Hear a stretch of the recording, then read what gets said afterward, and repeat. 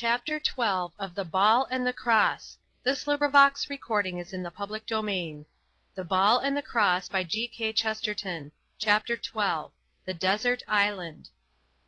Those who happen to hold the view, and Mr. Evan MacIan, now alive and comfortable, is among the number, that something supernatural, some eccentric kindness from God or fairy had guided our adventurers through all their absurd perils, might have found his strongest argument perhaps in their management or mismanagement of Mr. Wilkinson's yacht. Neither of them had the smallest qualification for managing such a vessel, but MacIan had a practical knowledge of the sea in much smaller and quite different boats, while Turnbull had an abstract knowledge of science and some of its applications to navigation, which was worse. The presence of the god or fairy can only be deduced from the fact that they never definitely ran into anything, either a boat, a rock, a quicksand, or a man of war. Apart from this negative description, their voyage would be difficult to describe. It took at least a fortnight, and MacIan, who was certainly the shrewder sailor of the two, realized that they were sailing west into the Atlantic and were probably by this time past the Scilly Isles. How much farther they stood out into the western sea it was impossible to conjecture, but they felt certain, at least, that they were far enough into that awful gulf between us and America to make it unlikely that they should soon see land again.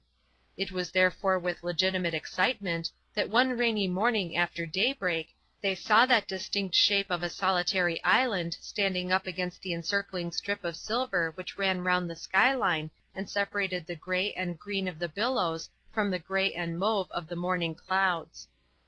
"What can it be?" cried MacIan, in a dry-throated excitement. "I didn't know there were any Atlantic islands so far beyond the Scillies.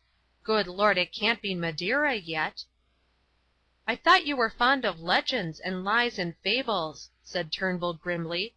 "Perhaps it's Atlantis." "Of course, it might be," answered the other, quite innocently and gravely, "but I never thought the story about Atlantis was very solidly established." "Whatever it is, we are running on to it," said Turnbull equably, "and we shall be shipwrecked twice at any rate." The naked-looking nose of land projecting from the unknown island was, indeed, growing larger and larger, like the trunk of some terrible and advancing elephant. There seemed to be nothing in particular, at least on this side of the island, except shoals of shellfish lying so thick as almost to make it look like one of those toy grottos that the children make. In one place, however, the coast offered a soft, smooth bay of sand, and even the rudimentary ingenuity of the two amateur mariners managed to run up the little ship with her prow well on shore and her bowsprit pointing upward, as in a sort of idiotic triumph. They tumbled on shore and began to unload the vessel, setting the stores out in rows upon the sand with something of the solemnity of boys playing at pirates. There were Mr. Wilkinson's cigar boxes, and Mr. Wilkinson's dozen of champagne, and Mr. Wilkinson's tinned salmon, and Mr. Wilkinson's tinned tongue, and Mr. Wilkinson's tinned sardines, and every sort of preserved thing that could be seen at the Army and Navy stores. Then MacIan stopped with a jar of pickles in his hand and said abruptly, "I don't know why we're doing all this. I suppose we ought really to fall to and get it over." Then he added more thoughtfully, "Of course, this island seems rather bare, and the survivor—" "The question is," said Turnbull, with cheerful speculation, "whether the survivor will be in a proper frame of mind for potted prawns." MacIan looked down at the rows of tins and bottles, and the cloud of doubt still lowered upon his face. "You will permit me two liberties, my dear sir," said Turnbull at last. "The first is to break open this box and light one of Mr. Wilkinson's excellent cigars, which will, I am sure, assist my meditations. The second is to offer a penny for your thoughts, or rather to convulse the already complex finances of this island by betting a penny that I know them." "What on earth are you talking about?" asked MacIan listlessly, in the manner of an inattentive child. "I know what you are really thinking, MacIan," repeated Turnbull, laughing. "I know what I am thinking, anyhow, and I rather fancy it's the same." "What are you thinking?" asked Evan. "I am thinking, and you are thinking," said Turnbull, "that it is damned silly to waste all that champagne." Something like the spectre of a smile appeared on the unsmiling visage of the Gael, and he made at least no movement of dissent. "We could drink all the wine and smoke all the cigars easily in a week," said Turnbull, "and that would be to die feasting like heroes." "Yes, and there is something else," said MacIan, with slight hesitation. "You see, we are on an almost unknown rock, lost in the Atlantic. The police will never catch us. But then neither may the public ever hear of us, and that was one of the things we wanted." Then after a pause he said, drawing in the sand with his sword point, "She may never hear of it at all." "Well?" inquired the other, puffing at his cigar. "Well," said MacIan, "we might occupy a day or two in drawing up a thorough and complete statement of what we did and why we did it, and all about both our points of view. Then we could leave one copy on the island whatever happens to us, and put another in an empty bottle and send it out to sea, as they do in the books." "A good idea," said Turnbull, "and now let us finish unpacking." As MacIan, a tall, almost ghostly figure, paced along the edge of sand that ran round the islet, the purple but cloudy poetry which was his native element was piled up at its thickest upon his soul. The unique island and the endless sea emphasized the thing solely as an epic. There were no ladies or policemen here to give him a hint either of its farce or its tragedy. "Perhaps when the morning stars were made," he said to himself, "God built this island up from the bottom of the world to be a tower and a theatre for the fight between yea and nay." Then he wandered up to the highest level of the rock, where there was a roof or plateau of level stone. Half an hour afterwards Turnbull found him clearing away the loose sand from this tableland and making it smooth and even. "We will fight up here, Turnbull," said MacIan, "when the time comes. And till the time comes this place shall be sacred." "I thought of having lunch up there," said Turnbull, who had a bottle of champagne in his hand. "No, no, not up here," said MacIan, and came down from the height quite hastily. Before he descended, however, he fixed the two swords upright, one at each end of the platform, as if they were human sentinels to guard it under the stars. Then they came down and lunched plentifully in a nest of loose rocks. In the same place that night they supped more plentifully still.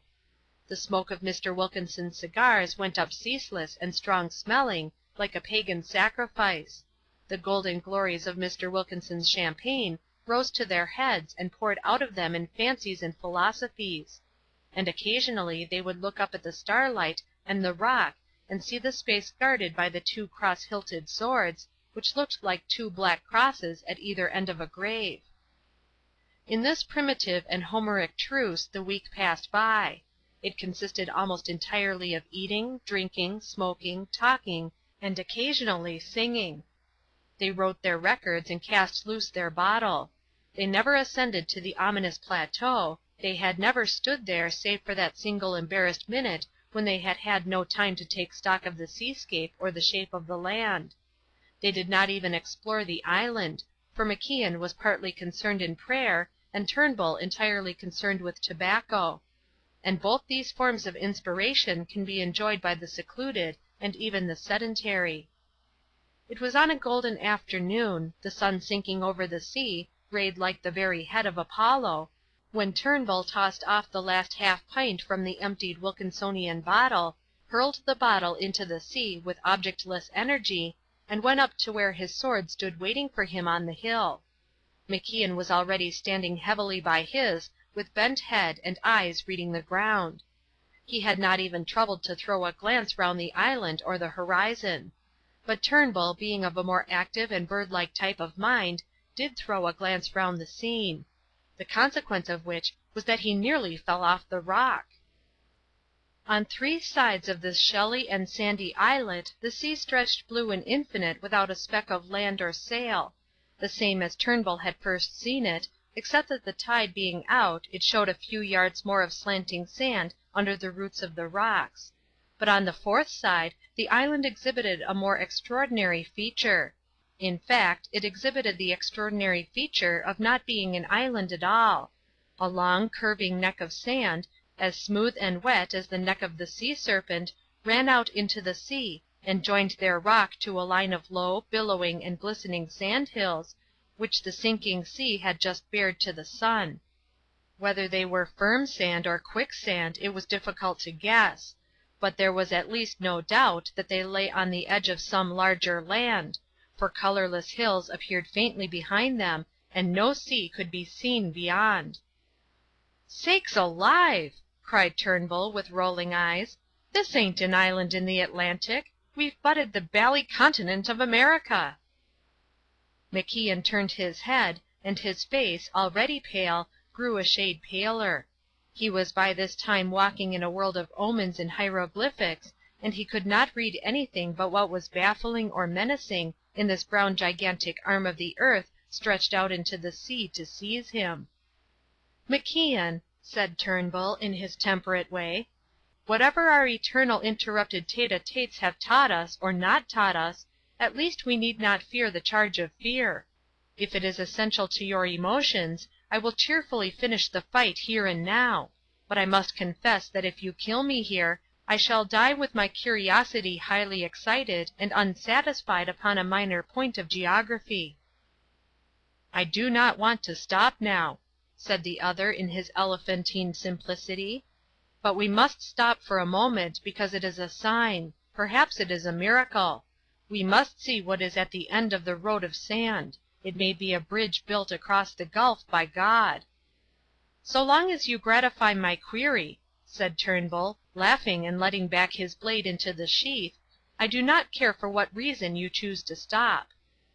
They clambered down the rocky peninsula and trudged along the sandy isthmus with the plodding resolution of men who seemed almost to have made up their minds to be wanderers on the face of the earth. Despite Turnbull's air of scientific eagerness, he was really the less impatient of the two, and the Highlander went on well ahead of him with passionate strides.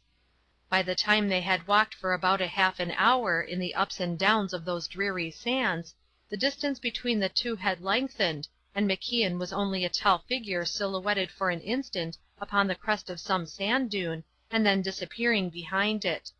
This rather increased the Robinson Crusoe feeling in Mr. Turnbull, and he looked about almost disconsolately for some sign of life. What sort of life he expected it to be if it appeared, he did not very clearly know. He has since confessed that he thinks that in his subconsciousness he expected an alligator. The first sign of life that he did see, however, was something more extraordinary than the largest alligator. It was nothing less than the notorious Mr. Evan MacIan coming bounding back across the sand heaps breathless, without his cap and keeping the sword in his hand only by a habit now quite hardened. "Take care, Turnbull!" he cried out from a good distance as he ran. "I've seen a native!" "A native?" repeated his companion, whose scenery had of late been chiefly of shellfish. "What the deuce! Do you mean an oyster?" "No," said MacIan, stopping and breathing hard. "I mean a savage. A black man." "Why, where did you see him?" asked the staring editor. "Over there, behind that hill," said the gasping MacIan. "He put up his black head and grinned at me." Turnbull thrust his hands through his red hair like one who gives up the world as a bad riddle. "Lord love a duck," said he, "can it be Jamaica?"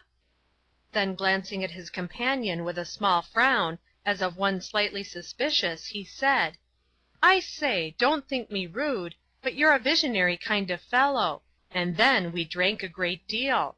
Do you mind waiting here while I go and see for myself?" "Shout if you get into trouble," said the Celt with composure. "You'll find it as I say." Turnbull ran off ahead with a rapidity now far greater than his rival's, and soon vanished over the disputed sandhill. Then 5 minutes passed, and then 7 minutes, and MacIan bit his lip and swung his sword, and the other did not reappear. Finally, with a Gaelic oath, Evan started forward to the rescue, and almost at the same moment the small figure of the missing man appeared on the ridge against the sky. Even at that distance, however, there was something odd about his attitude. So odd that MacIan continued to make his way in that direction.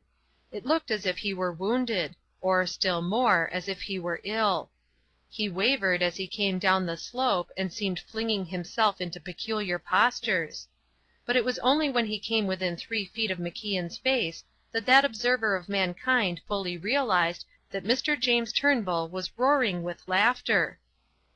"You are quite right," sobbed that wholly demoralized journalist. "He's black. Oh, there's no doubt the black's all right, as far as it goes." And then he went off again into convulsions of his humorous ailment. "Whatever is the matter with you?" asked MacIan with stern impatience. "Did you see the nigger—" "I saw the nigger," gasped Turnbull. "I saw the splendid barbarian chief. I saw the Emperor of Ethiopia. Oh, I saw him all right. The nigger's hands and face are a lovely color, and the nigger—" And he was overtaken once more. "Well, well, well," said MacIan, stamping each monosyllable on the sand. "What about the nigger?" "Well, the truth is," said Turnbull suddenly and startlingly, becoming quite grave and precise, "the truth is, the nigger is a Margate nigger, and we are now on the edge of the Isle of Thanet, a few miles from Margate." Then he had a momentary return of his hysteria and said, "I say, old boy, I should like to see a chart of our fortnight's cruise in Wilkinson's yacht." MacIan had no smile in answer, but his eager lips opened as if parched for the truth. "You mean to say—" he began. "Yes, I mean to say," said Turnbull, "and I mean to say something funnier still. I have learnt everything I wanted to know from the partially black musician over there, who has taken a run in his war paint to meet a friend in a quiet pub along the coast. The noble savage has told me all about it. The bottle containing our declaration, doctrines, and dying sentiments was washed up on Margate beach yesterday in the presence of 1 alderman, 2 bathing machine men, 3 policemen, 7 doctors, and 113 London clerks on a holiday, to all of whom, whether directly or indirectly, our composition gave enormous literary pleasure.